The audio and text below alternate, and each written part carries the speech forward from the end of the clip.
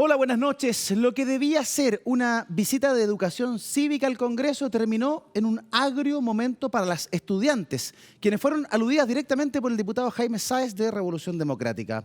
Las discriminó, las atacó, señaló una verdad dolorosa sin ningún tino por la presencia de escolares menores de edad. Esta situación puede sonar anecdótica, pero tiene muchas miradas para reflexionar. Bienvenidos a nuestra conversación de cada noche, aquí en Tiempos Violentos. Gracias, presidenta. Hay que decirle al diputado Araya que las niñas que están en Vitacura salen adelante porque son de Vitacura. Porque si esas niñas fueran de Conchalí o de alguna comuna remota en el sur de nuestro país, probablemente tendrían muchísimas más dificultades para alcanzar algún puesto de liderazgo como los que escasean en la bancada al frente. Uno ve solamente a hombres dando lecciones de un monetarismo barato, carente de todo argumento y hablando huevadas, señora presidenta. Ahí estaba el diputado Jaime Sáez Quirós de Revolución Democrática en su alocución completa, de pe a pa. Usted para sacar sus conclusiones, nuestros invitados también tendrán su opinión. Comenzaremos con 10 segundos, pero antes, muy buenas noches. Daza Mauricio, ¿cómo está usted? Muy bien, aquí estamos. Buenas noches, gracias por acompañarnos. No solamente vamos a analizar estas palabras propias de Winston Churchill, sino que además vamos a analizar, por ejemplo, lo que es una nueva forma delictual. ¿Ha escuchado el ministeriazo?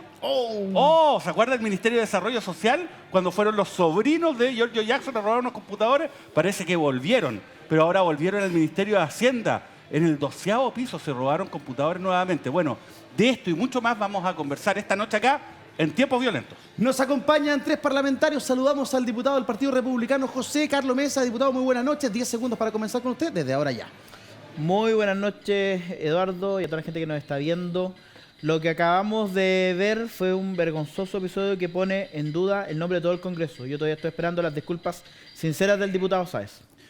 Perfecto, diputado Mesa, me queda claro su posición. ¿Qué piensa de todo esto la diputada Giovanna Ahumada, independiente? Buenas noches, diputada. Adelante.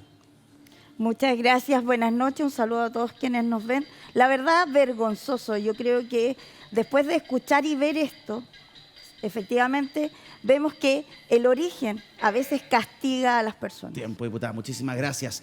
También nos acompaña el diputado del Partido Comunista, Luis Cuello. Muy buenas noches, diputado, gusto saludarlo. 10 segundos para usted desde ahora ya. Muy buenas noches. Mira, yo creo que el diputado Sáez cometió un error, pidió disculpas, pero sin duda hay una reflexión más profunda que dar respecto del origen, la condena en la cuna. Ahora, él lo dijo muy mal, pero creo que ha pedido disculpas. ¿Qué fue lo que sucedió? Un grupo de estudiantes del Colegio de la Maisonette de Vitacura fueron al Congreso y se transformaron en la imagen del día del programa. Mire, es portada del diario Las Últimas Noticias. Fueron al Congreso a aprender y terminaron viendo polarización. Apoderados del Colegio de la Maisonette comentan el duro momento que vivieron alumnas de cuarto medio en la Cámara de Diputados. Y todo esto ocurrió en la visita que hace justamente el Colegio de la Maisonette el día martes al Congreso. El diputado Cristian Araya, que es de Republicano, vecino de Vitacura también, las saluda y luego viene la declaración que veíamos del diputado Sáez.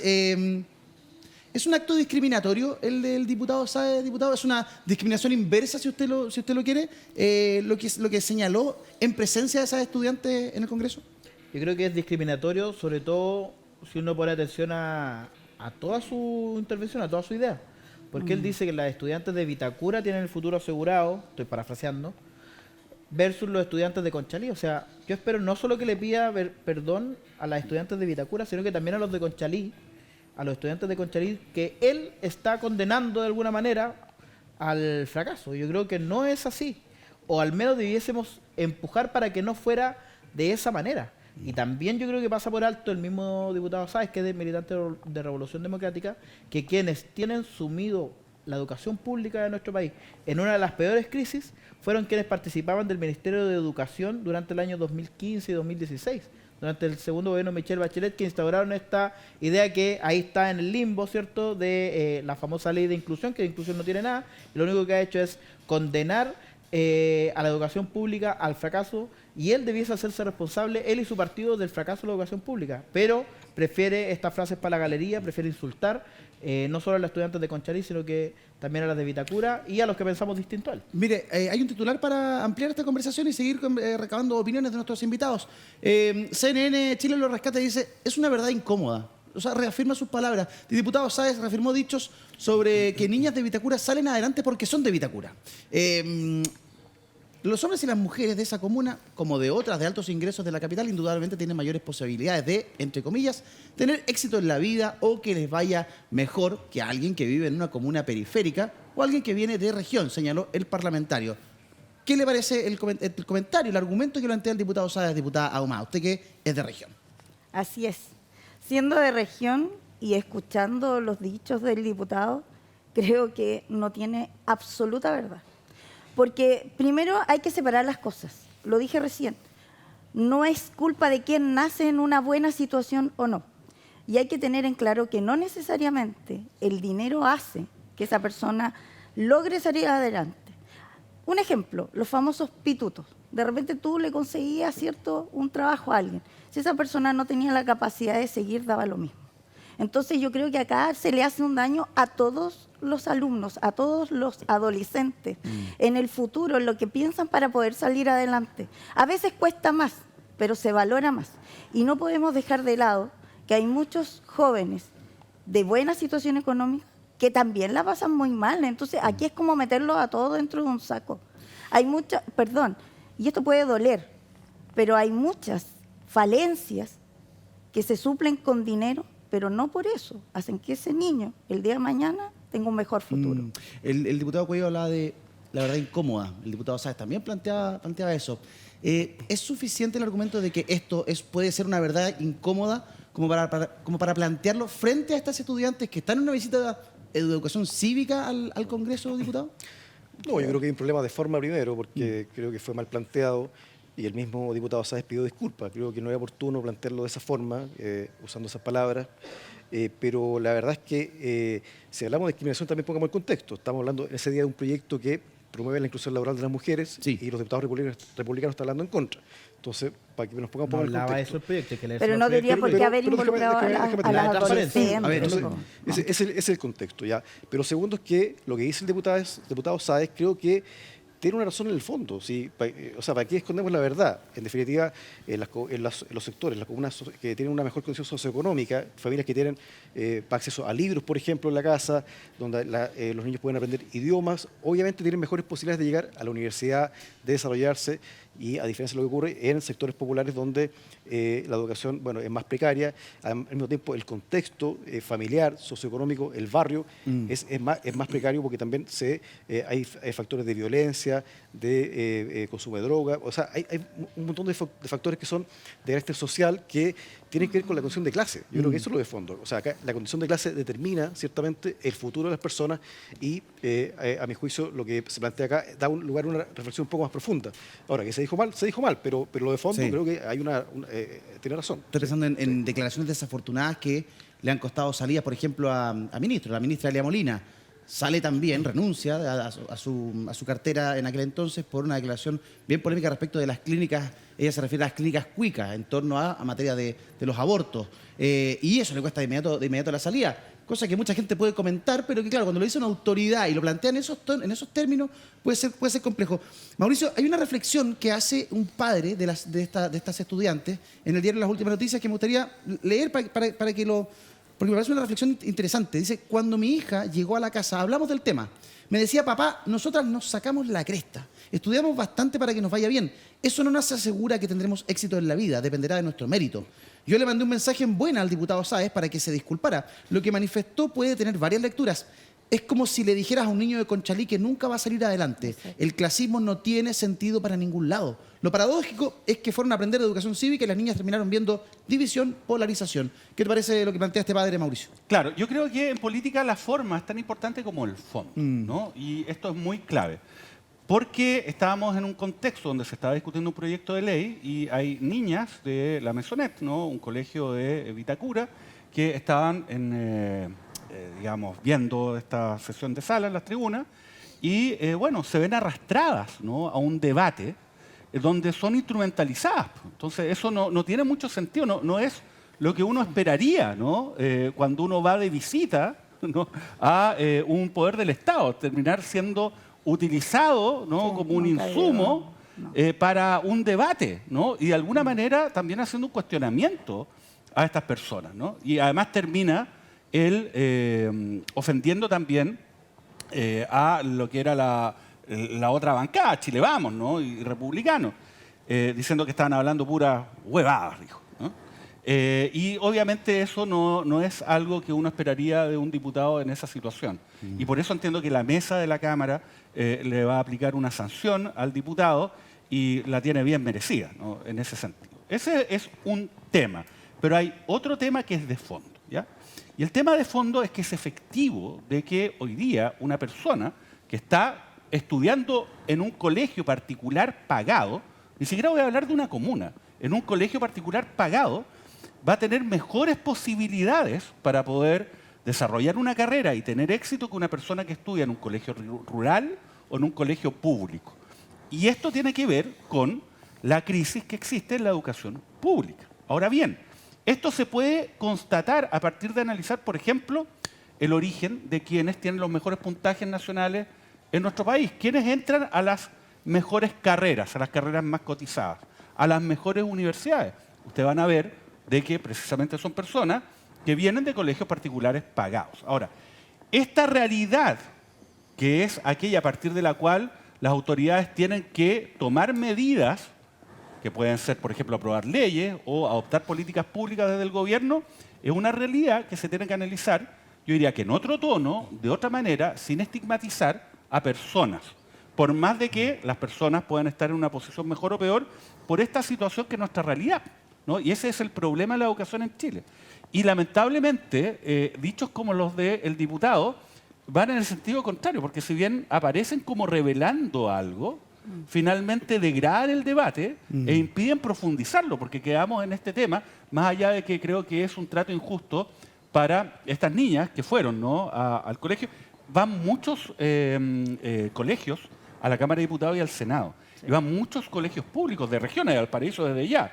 Y yo no he visto de que sean utilizados, ¿no?, también como carne de cañón para un discurso. Yo creo que eso es una mala práctica y tiene que ser censurada y tiene que ser además castigada, ¿no?, proporcionalmente. Acuérdense además otro tema, para ponerlo de otra manera. ¿Se acuerdan? No sé si te acuerdas, Eduardo, de lo que dijo Manuel José Osandón una vez, ¿no? Ah, pero claro, fíjate que esa cuña es bien decidora y también ejemplificadora desde la otra cara de la moneda. Ahí está en pantalla, mira. Alcalde de Pedro Aguirre Cerda encaró a Manuel José Osandón por asegurar que los niños de comunas, de la comuna, ¿cierto?, de Pedro Aguirre Cerda, sueñan con ser soldados de la droga. Claro, una muy mala declaración del senador Osandón. Es más o menos lo mismo. Y te doy otro ejemplo.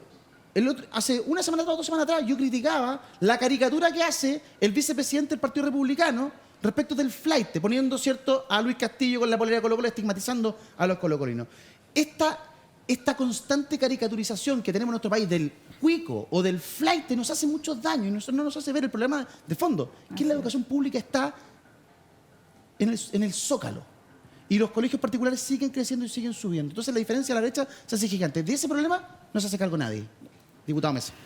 A ver, y lo peor de todo es que quien participa de los grupos que yo considero al menos responsables de la debacle de la educación pública, desvía la atención al diputado Sáez. Yo eso sí voy a tomar, yo sé que una experiencia personal no necesariamente va a contradecir las grandes cifras, pero no puedo evitar no decirlo cuando Mauricio dice, nombra como ejemplo de colegios o de escuelas donde los niños tienen menores oportunidades, nombra una escuela rural. Yo estudié en una escuela rural municipal, la Escuela San José de la Villa, que queda a unos 10 kilómetros al norte de Melipilla. Estudié desde el kinder hasta octavo básico. Tuve excelentes profesores, algunos que recuerdo con mucho cariño. Voy a nombrar a 2 que ya no están con nosotros, que fallecieron, que es el profesor Jorge Rocuán, profesor de matemáticas, y la profesora Marina, que era mi profesora en la básica, en primero y segundo básico. Estudié en el Liceo Municipal, el Liceo A123, el hermano Sotomayor Baeza en Melipilla. También tuve excelentes profesores, tuve grandes formadores y creo que no le hace bien al país, no le hace bien a esos niños que estudian en esos mismos colegios o en otros similares que les digamos que están condenados. Yo creo que no les hace bien. Y en segundo lugar, tampoco hace bien que nosotros desconozcamos una realidad que por lo menos yo te diría hasta 2015, 2016, era muy patente en Chile. Yo creo que todos los que estamos acá conocemos ejemplos de gente que nació, yo me considero uno de esos ejemplos, en el quintil o el decil más bajo de ingresos, y que en una generación pudo salir adelante.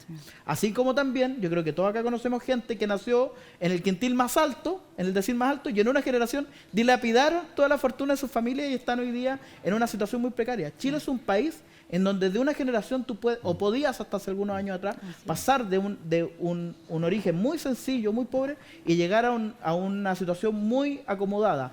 Y lo que ha pasado en los últimos 7 u 8 años, con la degradación de la educación pública, el Instituto Nacional es el mejor de los ejemplos. Yo soñaba con haber algún día tenido la posibilidad de estudiar en el Instituto Nacional. Y hoy día, lo que para muchos era un sueño, para muchos padres es una pesadilla tener a sus hijos en el Instituto Nacional. Yo prefiero que, más que hablar de los prejuicios, hablemos de esas cosas. Sí, yo creo que hay grandes ejemplos y ejemplos que hay que destacar de gente que ha estudiado en condiciones muy complejas, en escuelas públicas o colegios públicos y que ha logrado salir adelante, y que eso hay que destacarlo, apoyarlo y relevarlo. Pero son excepciones, porque lo que las cifras indican es que la brecha educativa en nuestro país crece cada día, que creció con la pandemia, que crece con la crisis, y que la pobreza además también aumenta la brecha. De hecho, la movilidad social en nuestro país es algo que es muy difícil de lograr, porque según no lo digo yo, lo dice la OCDE. Entonces, hoy día cuesta 6 generaciones salir de la pobreza, cifra OCDE. 6 generaciones. Entonces, y tiene que ver con el sistema con el que vivimos, el sistema con que nos educamos, el sistema económico que tenemos. Es un multiproblema. Pero, enfocándonos en educación, nos quedamos en la cuña, nos quedamos en la caricatura, nos quedamos en cómo... pero el problema de fondo de la educación pública no se subsana. Y este gobierno, que nace del movimiento estudiantil, venía a cambiar esa cara. Y lo que menos hemos visto ahí es una revolución educacional como se podía esperar. Diputado Cuello, ¿qué piensa usted?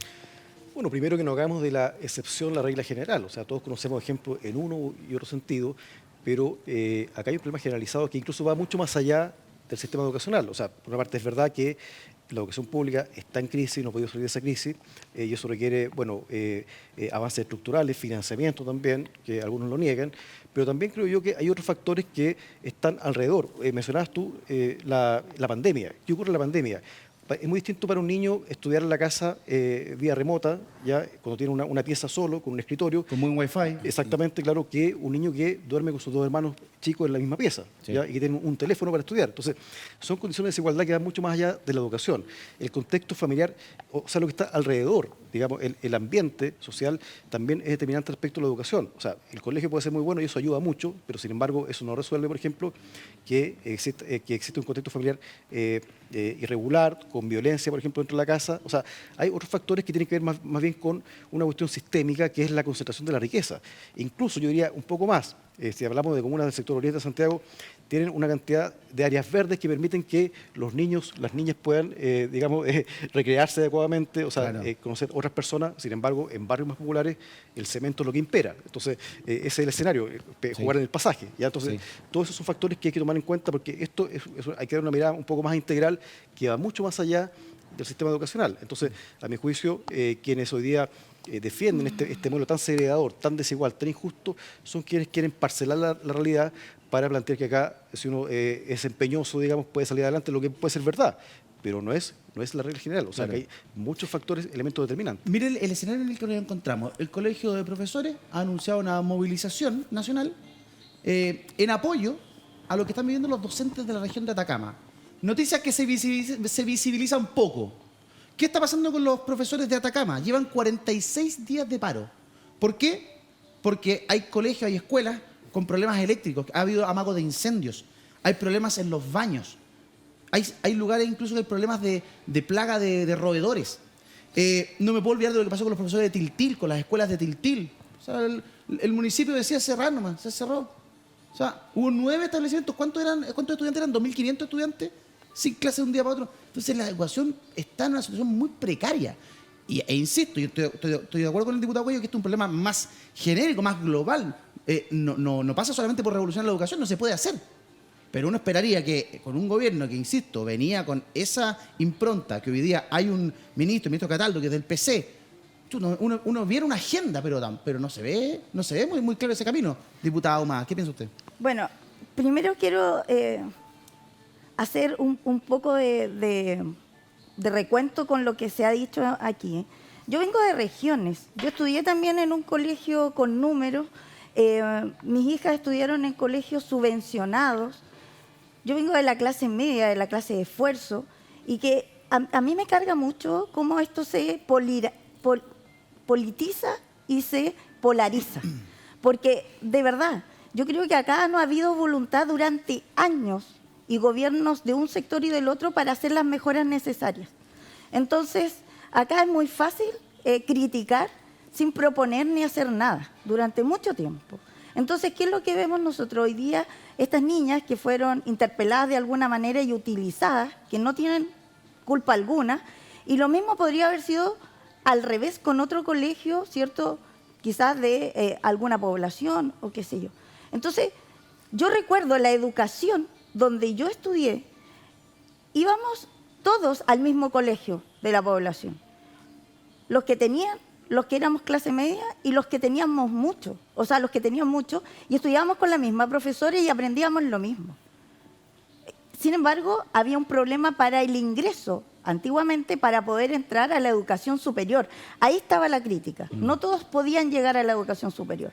Hoy día hemos visto cómo la educación se ha ido en la debacle, donde vemos tremendas diferencias, pero no es culpa de los niños, ni de los adolescentes, ni de los estudiantes. Es culpa de la política, del gobierno y del Estado. Entonces, en eso sí debemos colocar el foco.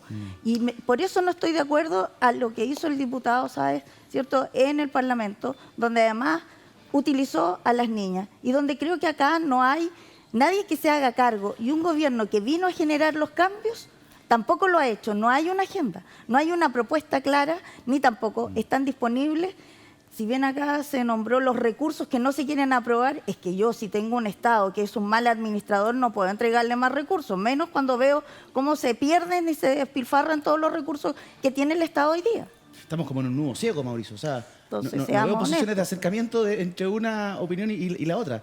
Claro, es y paradójico, ahí la educación ¿no? se sigue mermando. Es paradójico porque yo creo que estamos todos de acuerdo que educación es uno de los pilares de la acción que debe realizar el Estado para los efectos de garantizar una igualdad de oportunidades efectiva. Ahora, el tema es buscar el equilibrio, ¿no? Sobre todo en el discurso y en el debate, porque hay que reconocer esta diferencia. ¿Sí? No podemos, a mí me parece muy valorable lo que se ha dicho acá respecto de casos que efectivamente todos conocemos, ¿no? De personas que vienen desde familias y situaciones muy vulnerables y que han logrado salir adelante.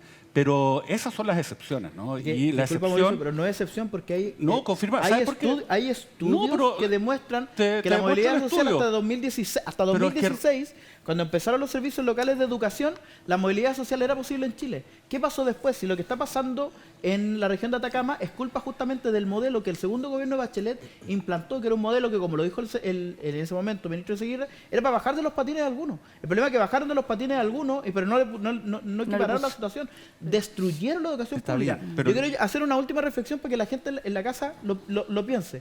¿Cómo era la educación antes del 2016 y cómo se ha ido degradando del 2016 en adelante? Esa es la reflexión que tenemos que dar, creo yo, y que mientras la sigamos evitando no vamos a encontrar soluciones. Bueno, antes del 2016 igual existía esta asimetría respecto de las posibilidades siempre que ha existido tenía imposible, una persona que estudiaba en no un existe. colegio público, sobre todo de regiones, con una persona que estudia en un colegio particular pagado. Entonces, el tema es más allá que eso se haya profundizado o no, y más allá que existan casos excepcionales que dan cuenta que personas en contexto de vulnerabilidad pueden salir adelante, existe esa asimetría. Y eso es un hecho. El tema es cómo la analizamos sin estigmatizar a las personas, ¿no? Y en eso hay que ser muy cuidadosos en la forma como se plantean los temas, ¿no? Eso es lo primero. Y lo segundo, necesitamos colocar más recursos, pero también gestionarlos de mejor forma. Y ahí viene el problema, donde hay posiciones distintas. Hay quienes dicen, mire, ¿sabe qué? Hay que reforzar el Estado, ¿no? Y hay otros que dicen, no, pues tenemos que darle más, ¿no? Más importancia a los privados, ¿no? Bueno, y ese es el debate que hoy día existe, ¿no? Respecto del cómo gestionamos esos dineros. Pero yo creo que ese debate hay que empezar a zanjarlo de una forma tal de darle una respuesta precisamente a esta generación. Acá se ha dicho algo que va a causar mucho daño, lo que ocurrió en la pandemia. Ahí se generó, digamos, un verdadero abismo Sí. que se va a notar en unos años más. bueno, hay que tratar de hacerse cargo. Pero, como les digo, este tipo de debate, como el que se escuchó en la Cámara, con el diputado que fue sancionado justamente, no ayuda en ese sentido. Sí. Vamos a sostener una conversación a continuación muy interesante con un gran periodista, y para dar introducción a esa conversación les presento el siguiente titular. Miren.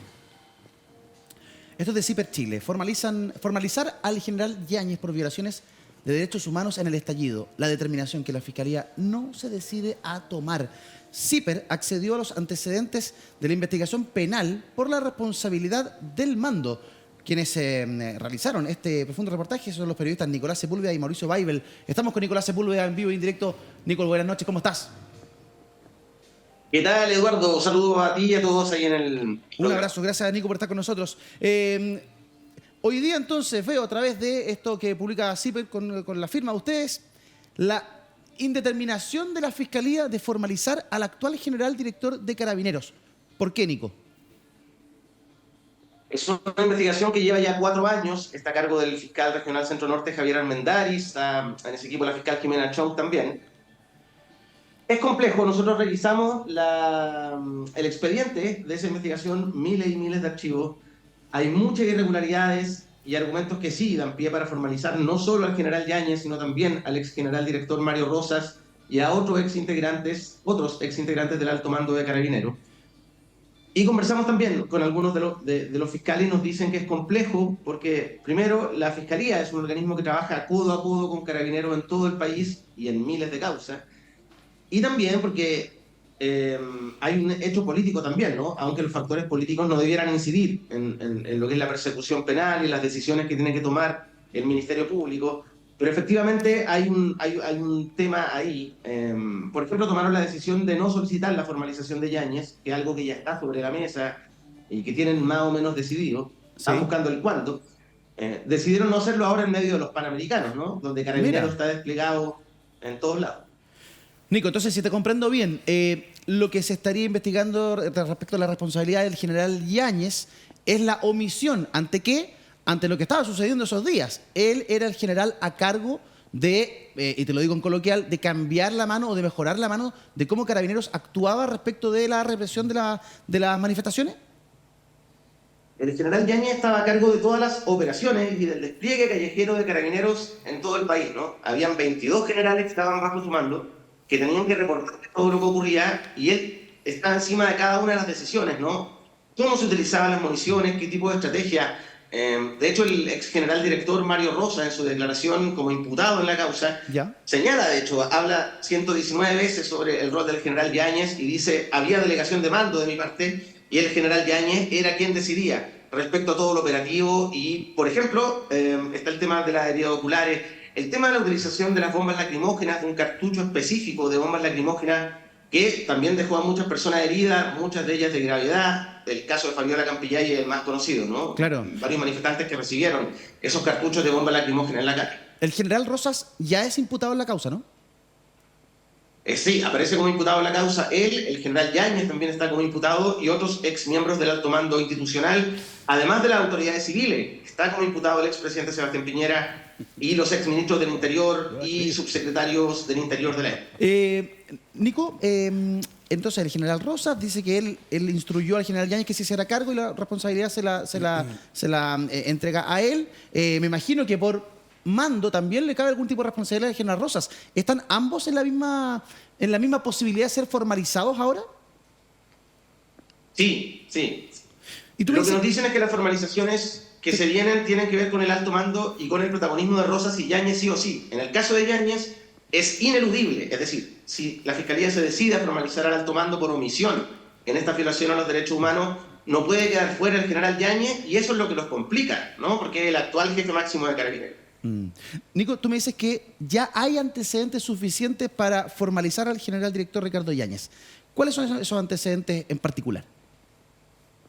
Eso es lo que nos dicen las personas que han formado parte de esta investigación. Están analizando hace varios meses distintos informes en derecho y la información que ha logrado recabar la Fiscalía. Y esos antecedentes, Eduardo, tienen que ver con lo que te contaba, ¿no? Con todas las reuniones, órdenes que se dieron y las cosas que no se hicieron, que es lo más importante, para frenar aquellas actuaciones de Carabineros que estaban generando violaciones masivas a los derechos humanos. Por ejemplo, Y En una de las actas de sí. la Plana Mayor Nacional, que era esta instancia que juntaba a los generales, el mismo general Yáñez propuso hacer un video, ¿no?, para repartir entre las distintas unidades de carabineros y reforzar el cumplimiento de protocolo, el resguardo de los derechos humanos, etcétera, etcétera.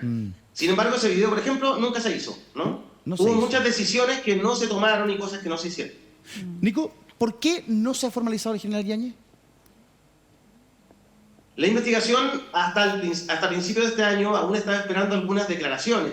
Por ejemplo, a principios de este año declararon el ex ministro del Interior Gonzalo Blumel, el expresidente Sebastián Piñera, los subsecretarios, y finalmente llegó, de hecho, el general Yáñez, que se ha excusado más de 6 veces de llegar a declarar. En distintas ocasiones dijo que estaba con licencia médica, que estaba de vacaciones, que no podía por agenda. Finalmente, a inicios de este año llegó y dijo que va a guardar silencio. Eso también sorprendió mucho a la Fiscalía, ¿no?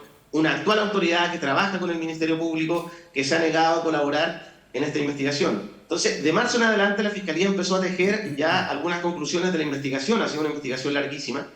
Y desde junio están analizando qué van a hacer y buscando el momento cuando podrán o no formalizar a la autoridad. ¿Por qué es tan importante encontrar el momento exacto? ¿Es por la relación estrecha de colaboración que tiene el Ministerio Público con Carabineros? ¿Es porque ahora el país está enfocado en los panamericanos, lo que implica un desafío de seguridad importante? ¿Cuál es la razón por la cual no se avanza? Porque si los antecedentes están y la investigación es sólida, esto debiese ocurrir. ¿O hay un tema, entre comillas, político detrás que sostiene al general director? Desde la Fiscalía, efectivamente, nos dicen que el factor político no debiera ser un tema, pero sí, efectivamente lo es, ¿no? La autoridad máxima de la institución, que es Carabineros, probablemente la institución más grande del Estado, ¿no? Son más de 60.000 personas desplegadas en todo Chile. Efectivamente tomaron la decisión de no formalizar al general Yáñez durante los Panamericanos. Entonces, al menos en el corto plazo, eso no va a ocurrir, debiera ocurrir después, ¿no? Y claro, efectivamente también tiene que ver con lo que tú dices, Eduardo, con la relación estrecha de la Fiscalía con el general Yáñez en todo el país, digamos, ¿no? Carabineros trabaja con el Ministerio Público en muchas causas. Claro. Son fundamentales, digamos, para el trabajo de la Fiscalía. Entonces, si somos un país profesional y son instituciones profesionales, efectivamente no hay impedimento legal. Entonces, Yáñez podría ser formalizado sin que eso implique algún tipo de reacción nociva o negativa desde Carabineros. Nico, me imagino que esto y mucho más va a ser parte de la conversación que vamos a sostener este día sábado a las 4 de la tarde en el conversatorio de periodismo investigativo en el marco del festival Más Zipper. Están de verdad todos invitados a un tremendo festival ahí en Vergara 240 en la Facultad de Comunicaciones y Letras de la Universidad Diego Portales. Viernes y sábado, full actividades. O sea, inscríbanse, vayan, pueden ir de manera online, pueden ir de forma presencial a una gran actividad. Nico, nosotros vamos a compartir en el conversatorio de periodismo investigativo, ¿no? Estuve viendo, me toca contigo en esa misma mesa, invitar a la gente. Yo creo que es un muy buen panorama familiar, pueden ir solos, con amigos, con pololo o polola. Del sábado va a haber una feria del libro, distintas mesas y actividades ocurriendo en simultáneo, desde paneles de conversación, hay talleres, cómo investigar al crimen organizado, por ejemplo, que lo va a dictar Benjamín Miranda, otros talleres respecto a cómo chequear información dudosa que aparece en redes sociales. Va a haber música, va a estar cantando Antonella Sigala, stand-up con Luchito Slimming. Sí, pues. Don Comedia que suena para el Festival de Viña, dicen. Así Mira. que pueden ir ahí a ver cómo está esa rutina. Notable. Oye, va a estar Paz Montenegro con nosotros de Informe Especial. Va a estar la gran Carola Fuentes también, una histórica periodista investigativa de nuestro país. Va a estar Freddy Stock, me dicen también. Va a estar nuestro querido Freddy en alguno de los conversatorios, en alguna de los talleres. Y viene Eduardo también desde Antofagasta Timeline, el medio digital de Antofagasta que destapó el caso Convenio con las fundaciones. Vienen periodistas de Concepción, hay una mesa ahí de periodismo regional, hay otra de podcast. Y tenemos 2 invitadas internacionales estelares. Viene por una parte Rona Rix, que es una periodista venezolana que ha investigado el Tren de Aragua por todo el continente. Nos viene a contar de su investigación y también qué es lo que ella ha podido recabar de la presencia del Tren de Aragua en Chile. Sí. Y viene Jennifer Ávila, que es una periodista de Honduras que se acaba de ganar el premio de la excelencia del premio Gabo, que ha investigado por una parte el fenómeno de Bukele en Centroamérica, que ha sido muy relevante, y también el avance del crimen organizado en Centroamérica, que es algo que acá en Chile nos debiera preocupar, que es algo de la máxima urgencia. De hecho, nosotros mañana como Media Partner vamos a tener un adelanto con Rona Rizquez aquí en VIX, así que estamos muy expectantes de lo que va a ser este gran festival. Si a ustedes en sus casas les gusta el periodismo investigativo, quieren saber más, quieren aprender, colaborar, todo esto es una gran sinergia investigativa, así es que invitadísimos a disfrutar de este festival MASZIPER. Nico, nos vemos el sábado, un abrazo grande y que estés muy bien, hasta la próxima. Nos vemos el sábado y las entradas, Eduardo, decirlo, son con aporte voluntario, así que si no tiene muchas lucas, vaya nomás, no hay ningún problema. ¿Qué me dice? Aporte voluntario para quienes quieran asistir. Abrazo, Nico, nos vemos, muy buenas noches, que estés bien, chao. Que estén bien. Nico Sepúlveda, diputado Cuello, ¿qué le parece lo que nos plantea la investigación de CIPER? Hay antecedentes para formalizar al general Yáñez, sin embargo, eso no ocurre. Y claro, y ahí conversamos que, claro, políticamente es muy complejo. O sea, la máxima autoridad de una institución que intrínsecamente trabaja con la Fiscalía es delicado. ¿Cómo lo ve usted? Claro, pero también hay que decir que el Ministerio Público es un órgano técnico, autónomo, y si está operando con un criterio de oportunidad política, estamos en un serio problema, porque debería operar en función de los antecedentes que están disponibles. Y la verdad es que lo que hoy día está ocurriendo es que, en definitiva, acá no solamente hay una responsabilidad de las policías, de los mandos de las policías, sino que también de la autoridad política. La autoridad política en ese tiempo, que estaba al mando Sebastián Piñera, el presidente Sebastián Piñera, y el Ministerio del Interior, perfectamente podrían haber tomado la decisión de evitar el uso de balines, por ejemplo. Sin embargo, lo siguieron usando y eso significó más de 420 personas con distintos traumas oculares. Algunos perdieron completamente la vista. Esto horrorizó al mundo. Yo vi varios reportajes de la televisión extranjera donde mostraban la gente que sufría trauma ocular y realmente fue terrible. Creo que acá olvidamos muy rápido, esto pasó hace 4 años, cómo en Chile se violaron de forma generalizada los derechos humanos de la disidencia política, la gente que salió a protestar contra el gobierno. Entonces eso es muy grave y es muy grave que se olvide bajo el disfraz de que acá hubo desmanes, que los hubo desmanes y hubo violencia de otro tipo, pero el Estado tiene la responsabilidad de cautelar la vida de las personas y no lo hizo, y al contrario, más bien tomó una decisión de inhibir o en el fondo infundir miedo para que la gente no se manifestara. Ese es el objetivo de la represión, no es otro. Entonces creo que acá hay algo pendiente que está ahí latente. 34 personas fallecidas, 460 personas con lesiones oculares, algunas con pérdida total de la visión, 8.827 denuncias de eventuales violaciones a los derechos humanos y miles de querellas. Parte del saldo de lo que sucedió en las protestas de octubre del 2019. Diputado Mesa, ¿qué tan sano es para una democracia que un órgano técnico como la Fiscalía tenga antecedentes, pero no se formalice a la persona investigada porque es el general director de Carabineros? Algo no cuadra. ¿Qué le parece a usted? Varias reflexiones. Primero, dentro de esa misma cifra que tú das para contextualizar la situación del país, siempre hay una cifra que a todo el mundo se le olvida mencionar, que son los más de 2.600 carabineros en el transcurso de un mes que fueron heridos también. A mí me tocó en esa después de que esto se calma por la pandemia, porque hay que decirlo que la violencia amainó por la pandemia, no por otra cosa.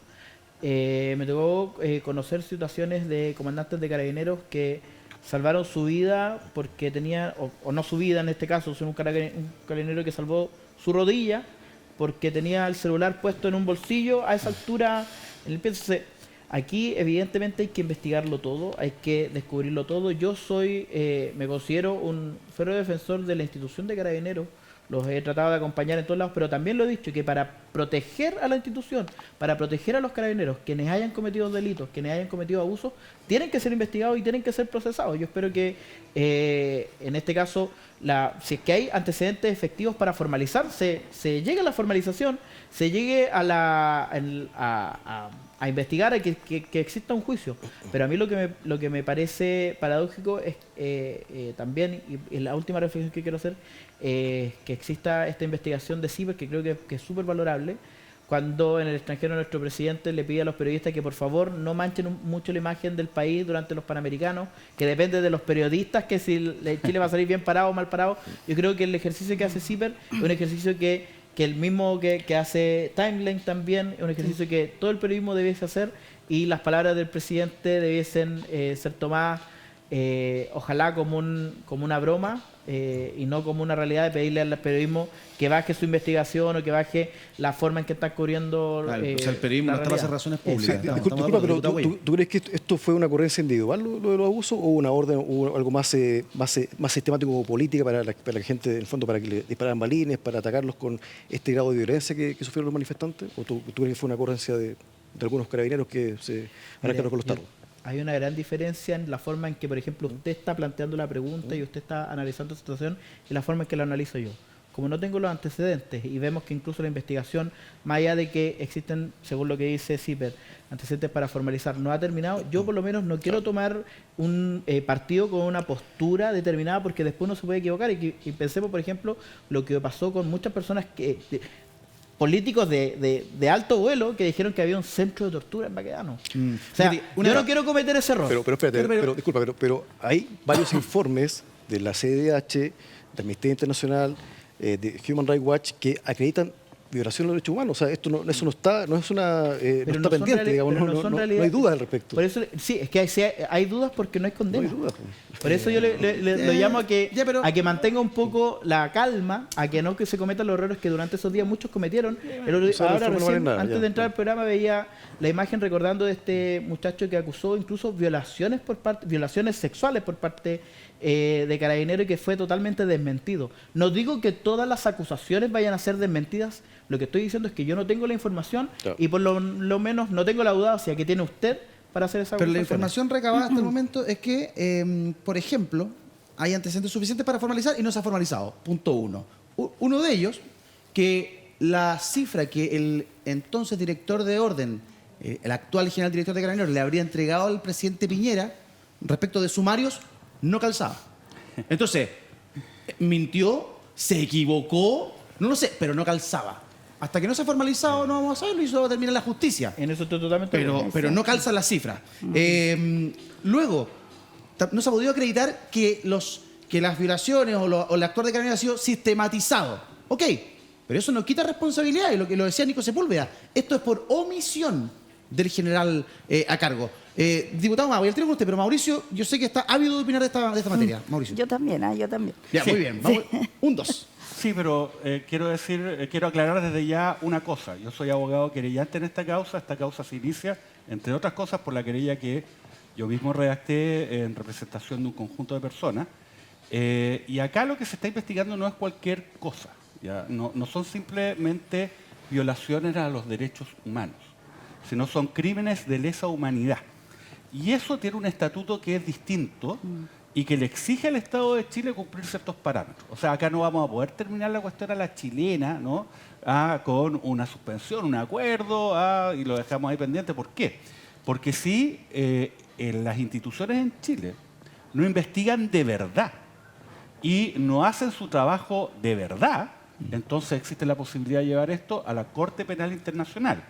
Hay quienes lo han planteado, otros querellantes, pero lo que ha ocurrido, por algo nosotros no acompañamos ese esfuerzo previo ante la Corte Penal Internacional, lo que no ha ocurrido es que termine la investigación. Entonces, obviamente, la Corte Penal Internacional pide primero, terminemos la investigación interna en Chile, veamos cómo actúan las autoridades y ahí vemos si es que nos metemos o no, para decirlo en buen chileno. Pero, a ver, el punto es el siguiente. Acá lo que se sostiene es que hubo un ataque sistemático o generalizado, cual puede ser uno u otro, ojo, o generalizado a una parte de la población civil, que eran las personas que se estaban manifestando, ¿no? Y que esto correspondía a una política que se implementó. Ahora, aquí viene el típico argumento. No existe ningún antecedente que se hayan puesto de acuerdo el presidente Piñera, el ministro del Interior, señor Blumel, y el general Yáñez, entre otras autoridades, para atacar a la población civil. Pero no es necesario que exista ese acuerdo, porque basta que exista conocimiento por parte de las autoridades de que ese ataque se estaba realizando y estando en posición de hacer algo, no lo hubiesen hecho para que se pueda establecer responsabilidad. Y acá viene el tema. Los informes sobre vulneración de los derechos humanos que entregaron a las autoridades chilenas durante el periodo en que esto estaba sucediendo distintos organismos internacionales. Los informes que se le entregó al presidente Piñera, al ministro Blumel y a la autoridad de Carabineros por el Instituto Nacional de Derechos Humanos, dando cuenta semana a semana de lo que estaba ocurriendo. ¿El INDH? El INDH. Y entre otras organizaciones que también entregaban esto, existen incluso grabaciones de las reuniones donde se entregaba esta información. Entonces es difícil que aleguen de que no sabían. Y esa omisión genera responsabilidad penal. Entonces, ese es el debate. Ahora, la formalización es una facultad del Ministerio Público y ellos la tienen que ejercer cuando estimen pertinente. Ahora, uno dice, es que ellos no debiesen considerar el entorno. Claro, pero es que eso se supone que es así. En el papel. Pero si la Fiscalía quiere llevar un caso exitoso, claro que tiene que considerar el entorno, pues, obvio, porque si no sería una cuestión meramente formal. Entonces yo creo que es más fácil llevar a tribunales formalizando al ex general Yáñez que al general Yáñez, obvio. Y esta causa, la prescripción se interrumpió, o sea, hay un espacio para poder todavía hacer cosas bastante amplio con las querellas, ¿no? Las querellas interrumpieron la prescripción, entonces hay un espacio para poder hacer cosas. Entonces yo confío en que el Ministerio Público va a actuar de manera adecuada porque no se trata solamente de nuestro país. Los ojos del mundo están viendo qué es lo que está ocurriendo con esta causa. Yo, Así es. diputado más. Sí, bueno, yo creo que acá lo importante es dejar en claro que nadie está sobre la ley. Y con respecto a lo que bien explicaba, ¿cierto? Que esto va más allá, porque acá hay delitos de lesa humanidad. Yo creo que aquí también se olvida y se opaca muchas veces lo que se vivió. Yo voy a volver a las regiones, porque la realidad que se vivía acá, desde nuestras regiones, cuando uno miraba, esto era una guerra. O sea, esto era prácticamente quién mataba a quién, y uno veía tanto, ¿cierto?, a la gente que estaba protestando, y yo voy a decir gente que estaba protestando, pero yo lo que veía eran prácticamente puros delincuentes tratando de agarrar a quien pasaba por ahí y hacer puro daño, porque yo veía solo gente que quería entrar a los locales, en fin, que hacía daño.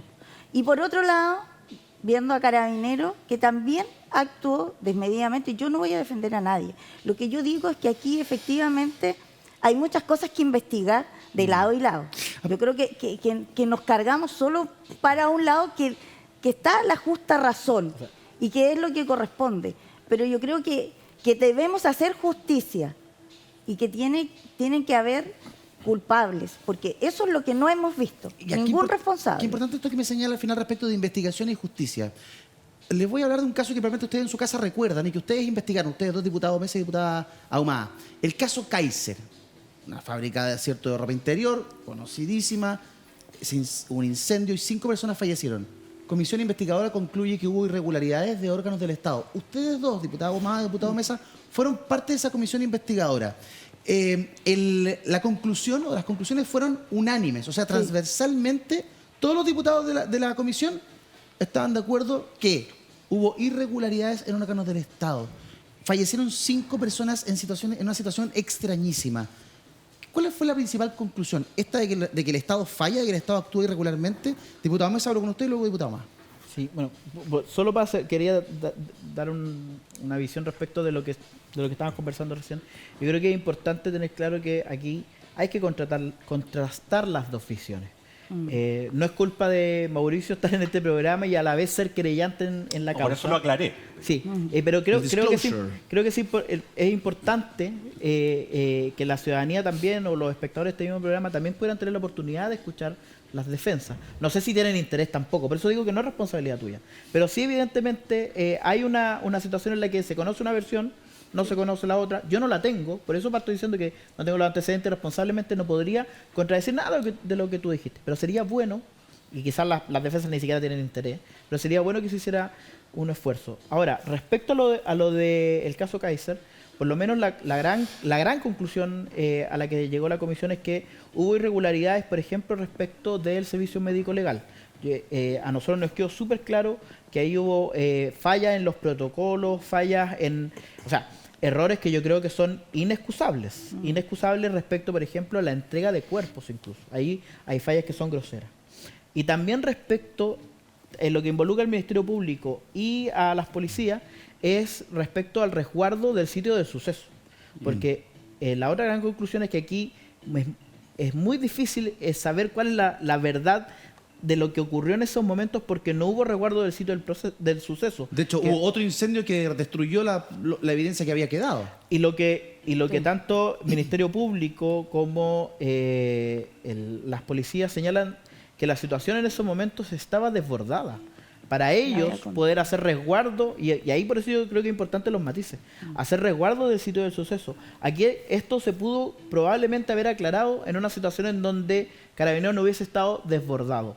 Si nosotros tuvimos la oportunidad de entrevistar o conversar con el que a esa altura era mayor de Carabineros, hoy día teniente coronel, a cargo de la comisaría en Renca, Y él nos dice, no teníamos No podían, el personal suficiente para asistir a todas las situaciones de violencia que se vivían. Y la fábrica Kaiser se convirtió en un símbolo, se convirtió en un lugar en donde los ánimos estaban tan caldeados y la violencia estaba tan desatada. Yo nuevamente no puedo culpar a alguien específico de decir, mira, estas personas no estaban cometiendo delitos. Yo no, por lo menos de la investigación que hizo la comisión, no tenemos esos antecedentes. Ya, ahora, lo que sí tenemos para cerrar es que la situación está desbordada y eso termina lamentablemente afectando la investigación. Ok, no se pudo resguardar el sitio del suceso. Claro. Estaba desbordada la situación. Puede ser una explicación plausible. No sé si para esas 5 familias alguna explicación vale. O No, yo creo que no es válida para ellos. Lo del servicio médico legal, o sea, es Eso es impresentable. impresentable, de todas maneras. O sea, mira, con respecto a la comisión y como se dice, después de que uno escucha, ve y se da cuenta, digamos, de todos los errores cometidos, que uno dice, ¿cómo? Bueno, lamentablemente así fue. Y uno dice, y yo vuelvo atrás, ¿dónde están los responsables? ¿Dónde están esas personas hoy día siendo investigadas, siendo declaradas culpables por no haber hecho lo que correspondía en ese minuto? Porque nadie puede devolver la tranquilidad de esas familias. ¿Qué podemos hacer? ¿Cómo remediamos aquello? No se puede. No, la vida de una persona es imposible. Pero tampoco le hemos entregado justicia. Y eso es lo que está pendiente. Cuando uno ¿te das dice cuenta? lo del médico legal es impresentable, ¿a qué se refiere uno? No es que una pericia tecnológica, una pericia científica salió mal, salió fallida, nos equivocamos en la pericia. No, entregaron mal un cuerpo, por ejemplo. Es que por eso digo que son hechos impresentables. O sea, ¿qué le dices tú a esa familia? Claro. Había una de las personas que fallece en este incendio, era un jardinero que iba a comprar, mayor de edad, ¿cierto? De tercera edad, que va a comprar una torta y que termina ahí fallecido. Siendo encontrado muerto. Extrañísimo, don Manuel Muga, a su viuda. Un abrazo a la distancia.